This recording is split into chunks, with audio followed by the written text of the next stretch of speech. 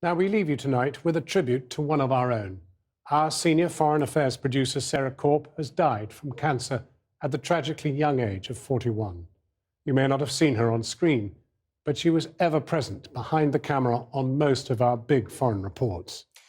It's been a deeply personal loss for us on the programme, but is a serious loss too to our journalism.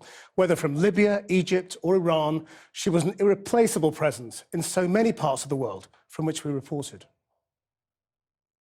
If Channel 4 News' foreign coverage stands out, it is in very strong measure down to the work of Sarah Corp.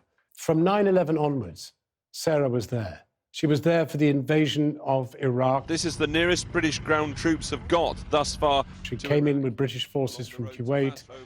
She was there for the Haiti earthquake, a searing experience. As we leave, Angeline urges us to go up into the pile to find her dead relatives.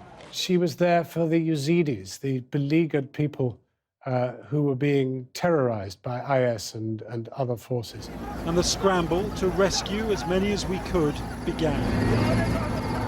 This extraordinary period of instability across the world, Sarah had to work on most of it, and yet it never jaded her. She never lost her humanity. In photographs, you often see Sarah in the background, but always there, because she was the hub. She was the person who kept everything going. She was the person who made sure it was right. Sarah was the one who held it all. She was the one who held us all together. And what Sarah brought to this game was not just top-notch professionalism, but also a real humanity. She cared about people, and you knew she had your back. You knew she was looking out for you.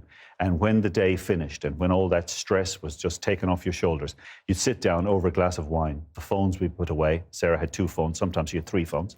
They'd be put away, and over dinner you'd relax, you'd talk. She was just a fantastic traveling companion, a kind and a sympathetic and compassionate human being.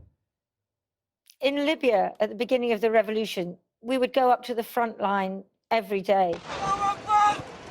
There's just been incoming fire. And I always wanted to push ahead, go a little bit further. But, you know, a bit of me didn't want to because I was afraid. And Sarah was the person who always said, no, we go this far and no further. And that's why they're here with their barricades, fighting back. And she would, at the same time as understanding the story, she was highly intellectual. She was also very practical. So she made sure that we had something to eat, we had something to drink, we had somewhere to sleep. Even if it was only a burnt-out building, Sarah could organize a burnt-out building. She could organize a generator if there was no electricity anymore.